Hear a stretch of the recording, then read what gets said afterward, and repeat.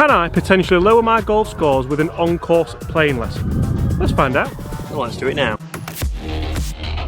And this isn't me kind of trying to impress you, this is me learning from the last top. I'm happy with that. Not a bad chip. But now I know that if I leave this short, you're going to have a proper go at me.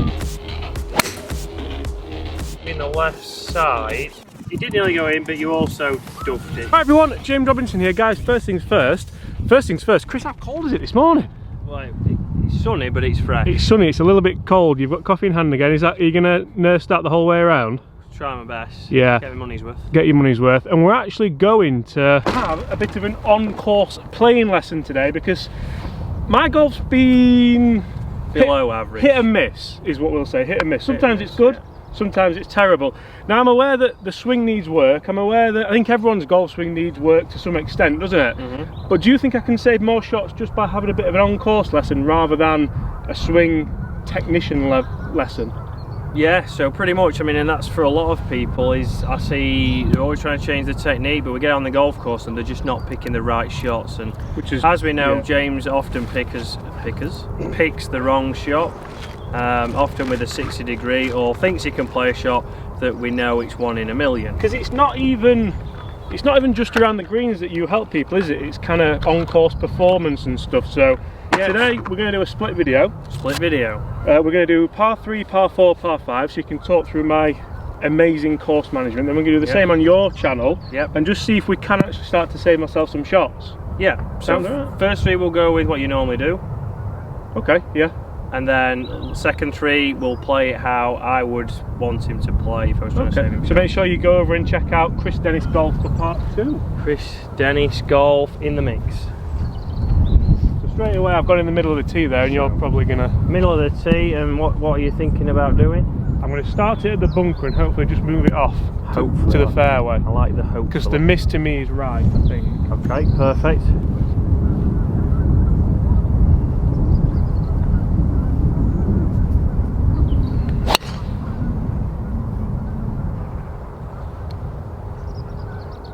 I think it's come out.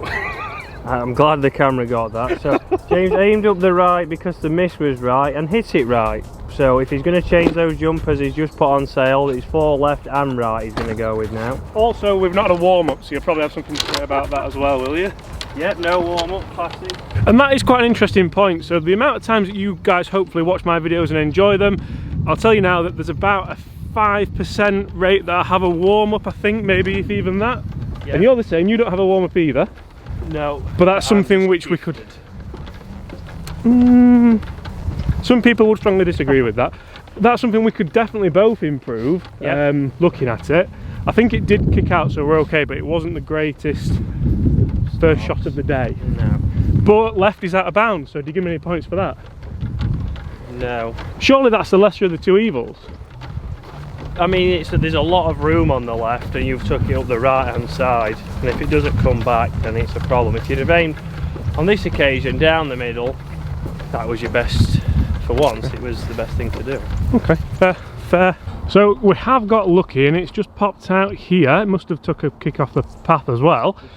Now I'm thinking par 5, we've got, I'll tell you exactly how far we've got. This is something which as well I want to do more of, I want to be better at. I want to actually just get distances rather than guessing. 230. 230. So realistically, out of that lie from here, what are you going? I can't go for that. I can't get it there from... with the new... No, I'm thinking... 2-iron ball. 2-iron. Leave the face a tiny bit open and let it maybe just fade back a little bit. But then I'm starting at the out of bounds, aren't I? So I'm starting to listen now to what I'm saying and it sounds a bit ridiculous. Well, you have to start at the out of bounds. If you start it at that telegraph pole...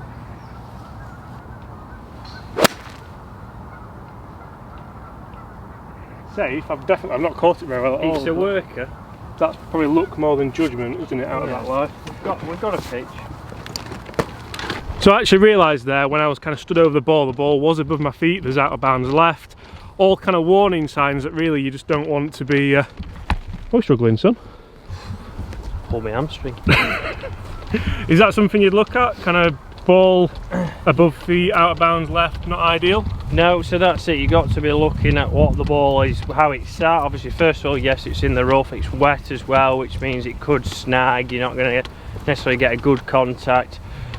There's grass in between the face, and then you've got to take the lie into account. So there's a lot of things that can go wrong. So we're trying to play the easiest shot to give yourself a shot to the green. So just for people watching now, as opposed to when you're going to obviously give me the shots to play, would you have laid up there with like a wedge or a 9? Yeah, probably gone down there. I mean, you might have got an 8 iron. The lie wasn't too bad, but something more of a chippy shot down there. You probably could have maxed on to a 6.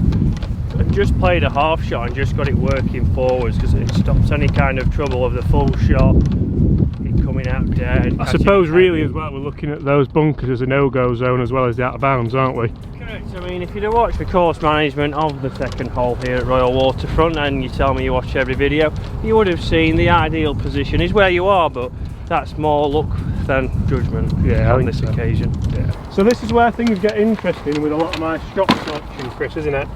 Yep. Usually I try and fly it most of the way there. That's more of a romantic shot, I think most people will agree. Yeah, hit the easy jet flight. That's the one. We've got 86 yards. Now, realistically, I know what you're going to say, but I'm going to send a sand wedge in there, because I feel like with distance control to here, that's about a 90-yard shot for me. So hopefully the greens are wet, they're receptive, it'll just spin back a little bit. I mean, you're hoping for a lot there, aren't you? I'm hoping for a lot, yeah. But I have taken the moisture off the ball, because I know that moisture reduces spin. So it is placing, so just drying your golf ball is very beneficial.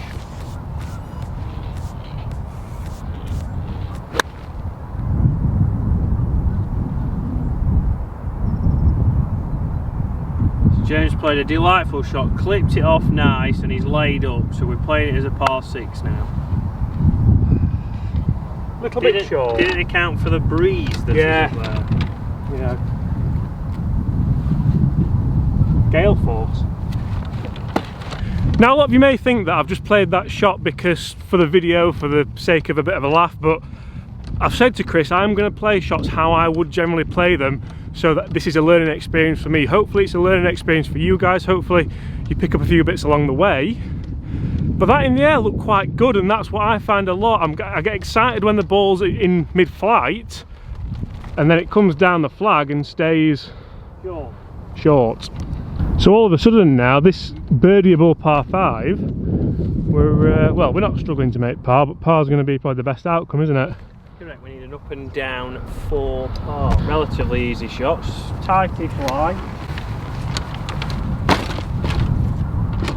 Chilly in the shade. It is cold in the shade, isn't it? Right, 56 again. Right. Feel like I can control it. You all know that I wouldn't play lob wedge here. You all know that I am more comfortable with more loft. Again, cleaning the golf ball because it's now winter rules and placings on. That to me is like, if you don't do that, you're losing an advantage on the rest of the field if it's on. Yeah, exactly. If it is on, I know it might be a pain. If you put your bag next to your ball and you dry that, then you're going to gain better spin and better control. Quite a makeable chip actually, if we can.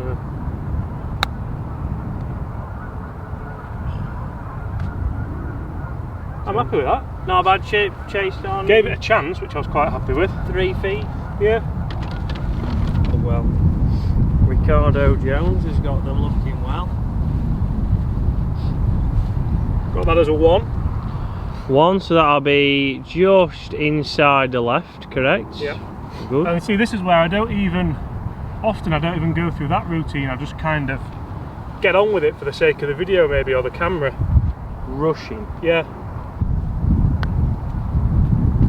Oh, so par, but it's a grind. Yeah, it is a grind, and it's quite a stressful par as well, really, thinking about the shots we've hit. Yeah, definitely not really any straightforward shots. No.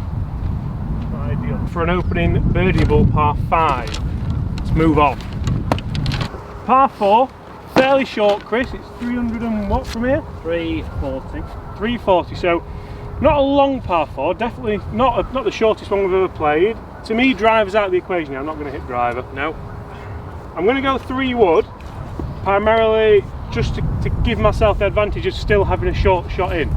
Okay. Rather than 2 iron, sometimes if you don't quite catch it, It's into the wind as well, actually, so it probably is the right tub as well. Into the breeze. 3 wood TSI. Very good. Yeah, you know what, man, I'm enjoying it, yeah? Yeah, videos should be on the channel now or will be coming depending when we edit this. So I'm just going to aim down the middle and hopefully peel it a little bit left to right, but that's it. Peel it.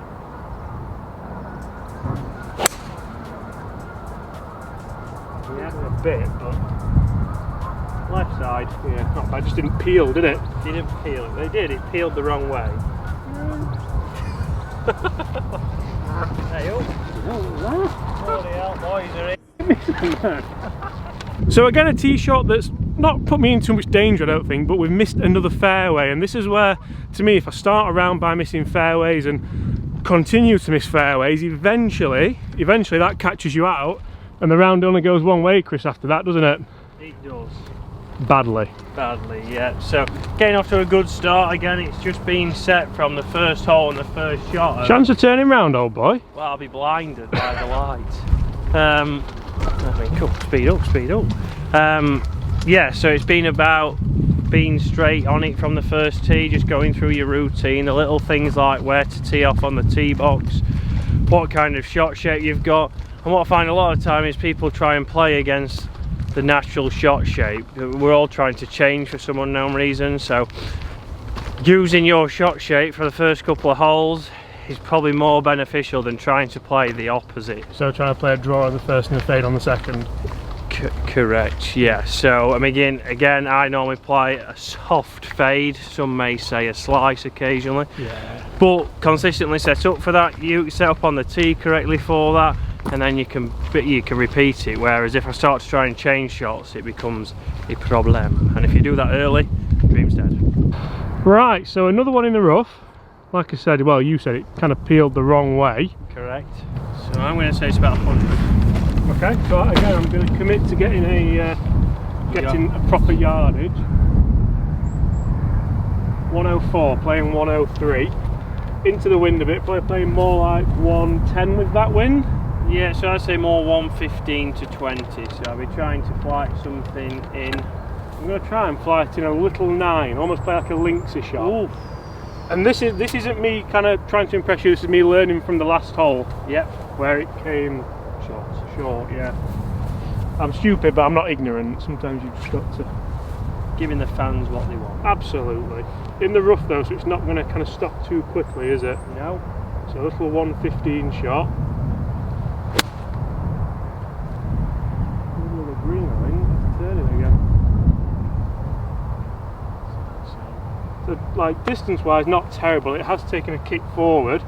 It did turn right to left in the air, which that frustrates me a lot with an iron. Yeah, so a bit of a Tina Turner, and that was simply for the way James was set up. So although he's gone 9 and we've got loft off, the ball position crept a little bit back, and then path works out to the right, closes the face, slight draw. But we've got a chance. And that's something which, especially into the wind, you put a slightest bit of tilt axis on a golf ball, and the wind then accentuates that, and we get a little bit frustrated, and you've got to commit to a good shot, haven't you, into the wind? Yeah, that's it. So you've got to pick the right loft and then not try and fight it. What I find too many times, especially in the winter, is people try to guide shots, they put a lot of turn on it, and from them trying to play a safe shot, it turns out worse than just hitting a full shot. Yeah, so a full pitching wedge there would have been better. Just because of ball position. Yeah, potentially for that ball position. But again, obviously, yeah, with more loft there's going to be less tilt. But you could have then just moved it forwards and feathered it in there. And released the club better rather than dragging it inside. Anyway, has actually taken a bad kick, and we're on the back side of the green. So that's yet another kind of real birdie opportunity that's just... It's still there, you still got potentially a chance. It's actually pin high, so... It is pin high, yeah, so distance wise is good. Lying pretty well. Yeah. Quite a shot I feel like I can attack. I'd still try and get a little bit of loft on this, and I know that's probably everything you don't want to hear, but putting your bag there with the shadow is not the best idea either as well. Use that. So what are you going, 56? I'm going to go 56 on the basis that it's downhill. I want to maintain control of it. I feel like less loft would get away from me a little bit. But now I know that if I leave this short, you're going to have a proper go at me. Place it as well. Get it dried. Always police sirens, isn't it? Yeah. Right, a little bit of right to left, so I've read that like I would do a putt. I'm not going to flight it, I'm just going to use the natural loft to pop it up a little bit. Probably land it just past Chris's shadow and let it run out. Duffed it a little bit, but not bad. See, for me there with less loft, I feel like that's going to run even further past, and it's a shot I felt fairly comfortable with. How would you assess that? Comfortable, but totally the wrong club. So again, when we get on to the next couple of holes on my channel, hopefully I'll have a similar shot. And but it did nearly go in. It did nearly go in, but you also duffed it. So I mean, you was lucky at the same time. Yeah, but I used the bounce, so it's more of a percentage. Well, correct. But Police are coming for you now anyway. Yeah. It wasn't the best strike, but that to me shows how much better the technique now is, because we're still left with this and it still nearly went in. Yeah, so yeah, the technique is much better now, but trying to judge loft onto a downslope and the green running away from you, and especially when the grass is wet and you might have some interaction, it's a bit hard to control the spin. So yeah, I mean, saying that, we do still have well, we got 4 feet. We got 4 feet, so it's not again a guaranteed, unfortunately, for James. But up there, we could have used a totally different club that would have given James, I would say, a better result. Side door, but another par, but another grind. Yeah. So 2 fairly simple holes to open there. We made hard work of the pars. The next hole's probably the least simple hole in Yorkshire. A 240-yard par 3 uphill into the wind. Mint. So guys, as we walk down to this third and final tee of this video, make sure you hit those comments below. First of all, let me know that you're still here. Let me know if you're enjoying this. Let me know if it's something you'd like to see more of. And also let me know, would you consider a playing lesson over a swing lesson? Do you feel like it's something you would benefit from? I personally think like it's something most people would benefit from. It's freezing when you get in the shade as well. I agree. It is freezing. And we can't get a camera back there, so we'll put it here. But the hole, we'll just point out the hole. How far is it, Chris? 230 odd? 238. 238 uphill into a wind, flag at the back. Wonderful. Driver. 3 wood. I think it is, isn't it? It is a good 3 wood today. Ooh, again, getting a good workout this. The new TSI Titleist. So I'm thinking here, the flag's at the right. Yeah. I'm going to start at the middle of the green and just try and peel it a tiny bit left to right. Peel it left to right? Yeah. Just get this. Anywhere you'd rather be. Debt collectors are here again. Nigel, I'll ring you back in 2. Right, I'm just on. Alright, I'll give you a buzz in a bit. Alright, I will do. Alright, bye. Right, so I'm going to try and peel it left to right. Yeah. Try and flight it down a little bit as well. That last 3 wood was a little bit high for the wind. Stinger left to right, 238.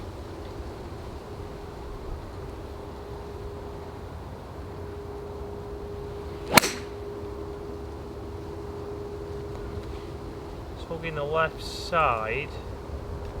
Yeah, I'll just run off the left side, I'd say. Just didn't move, did it? It was like a... Again, stayed exactly where you'd aimed it and didn't get the peel. But I suppose it's not bad, is it? It's not bad. We've got a chip. We've got all the green. We'll take the positive. You've got all the green. I'm not short-sided myself. Correct. All the green to work with. Right, so actually, not only was it a little bit left, it was also short. And we've drawn an absolute shocking lie. Yep, sat down, a little bit short, so like we said, it's very hard on this hole for James to play to his natural shape, because there he would have had to aim at the flag, move it away from the flag. If he leaves it right, he's short-sided. So actually here it didn't fade back, but it's not a bad miss. I don't mind it as a shock, it's probably the hardest hole on the golf course, isn't it? Correct, a very tough hole. What have you gone for? I've got 50 degrees, I've got so much green to work with. Okay, yeah. Into the wind, out of the rough, I'm still going to probably land it 40% of the way there visually. Okay. And let it run up. Right. It's going to go a little bit left to right at the end. So it is in the last third.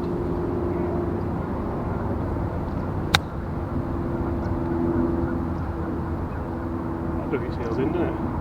Yeah. Dug its heels in, so good contact. Started on line. we just stopped up a little bit quick. It might have been even less loft. Who knows? Tune into part 2 where he'll tell me it was less loft. Guaranteed. So this is the third and final hole, as you well know. We haven't had really any birdie opportunities to speak of, apart from the odd outside chance of a chip in. Now we've still got this for par. Yeah. So how far is it, Chris? I'm sure you've paced it out. 15 feet. Not good, that, is it? So tour average from here, we're making 1 in 4. That's tour average. Yeah. Or 1 in 10. So, yeah, 1 in 8 probably. The young James Robinson.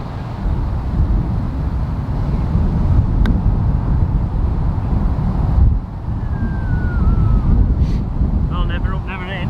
No. And now I'm not going to lie, I didn't envisage this for bogey. But here we are. Pleased with that, confidence boosting putt. So guys, that is a playing lesson with Chris, the short game and performance coach. 1 over par for 3 holes. It couldn't have really been any better, could it? No, we've not really had a lot, well, I haven't had any chances at birdies except for the chip-ins like you said, and I wouldn't say you've played bad. No, it's a strange one because when people watch these videos, often, I think the other day I shot 2 under for 3 holes, played well, hit greens, hold putts. Today, I don't know what it is that, I don't know, would you say it's the odd decision that's left me too far out to even have a chance at making a birdie?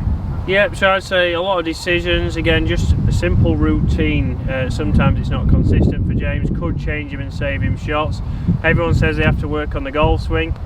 Definitely need to still, I'm not saying that's not an issue. Is something to still work on, but just changing your course management and your process could probably save James probably two shots there, which then goes from 1 over to 1 under. He starts to get, even if it's just level, I can take level for 3 holes. It's not not an issue. And he's just having chances, whereas we haven't had a chance. We haven't had a chance, and this is the hardest hole that we've bogeyed. But then it wasn't even really close to ever looking like a par, which is frustrating. If you miss a short par putt, we all do that. Yes. Guys, really hope you've enjoyed that. I hope it's a bit more insightful for you today than some of the more entertaining videos that we do. Yeah, sort of. If you want to see part 2 where Chris does probably pick my golf game to pieces, go and check that out on Chris Tennis Golf. Apart from that, guys, thank you ever so much for watching. Make sure you do hit that subscribe button if you haven't already. I'll really look forward to seeing you tomorrow. And I'll see you at some point next week.